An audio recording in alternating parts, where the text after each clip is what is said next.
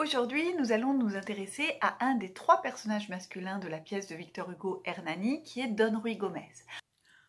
Aux côtés d'Hernani, Don Ruy Gomez figure, avec Don Carlos, comme un personnage qui convoite Doña Sol.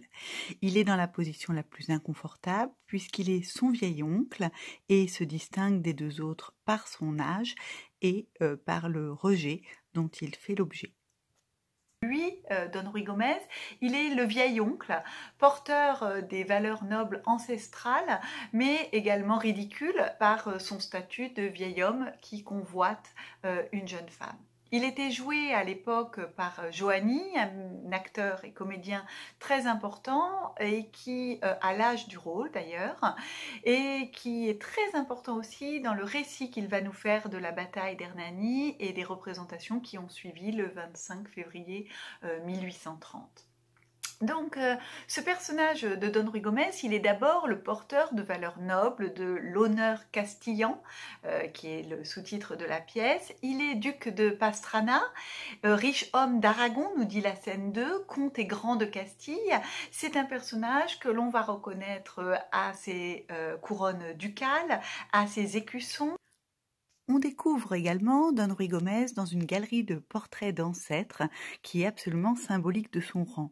Ses ancêtres, il les vénère, il les respecte et ces portraits fondent son identité. En effet, c'est un personnage qui porte haut les valeurs de la noblesse espagnole et ce moment dans la galerie de portraits, qui aura aussi une fonction dramatique puisque c'est derrière l'un d'entre eux qu'il cache Hernani, a une fonction symbolique très forte et nous en apprend davantage. Elle caractérise véritablement ce personnage de Don Ruy Gomez.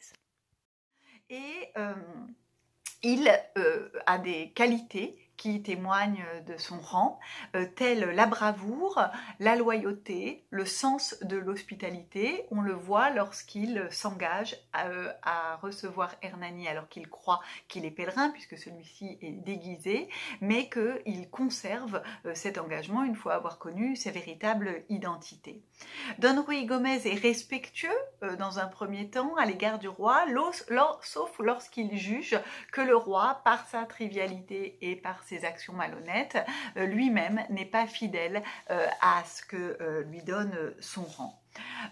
Mais dans un deuxième temps, on peut voir que c'est aussi un personnage de comédie qui s'apparente au vieillard, au vieux barbon des comédies de Molière, à cet homme amoureux d'une femme beaucoup plus jeune que lui, et les expressions, le vieux duc, oh l'insensé vieillard, vieillard stupide, toutes ces expressions-là, la barbe du vieux, nous poussent à considérer Don Ruy Gomez également comme un personnage comique. D'ailleurs, il se retrouve souvent dans une situation où il est ridicule, lorsqu'il rentre à l'acte 1 dans la chambre de sa fiancée et qu'il y découvre déjà deux jeunes hommes fringants.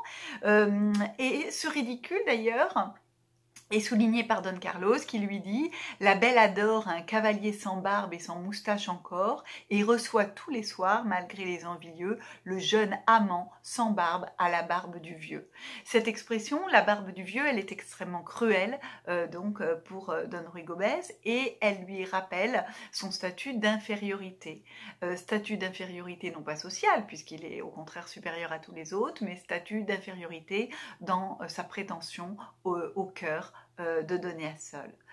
Le comique de caractère est également dû à son aveuglement et à son manque de discernement dans le fait qu'il prétende épouser la jeune femme.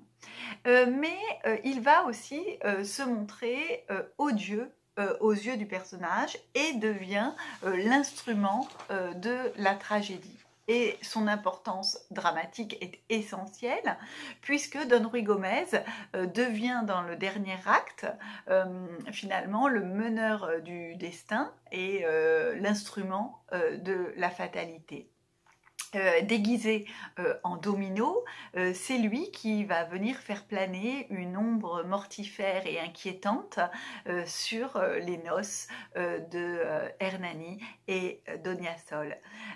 C'est donc sa vengeance qui avait constitué, son désir de vengeance qui avait constitué le nœud dramatique, le pacte qui avait été conclu entre Hernani et lui-même, hein, et vous vous rappelez le fait qu'il fasse sonner le corps quand il serait décidé de prendre la vie d'Hernani. Donc finalement, c'est lui qui suspend véritablement la mort au-dessus de la tête du personnage principal.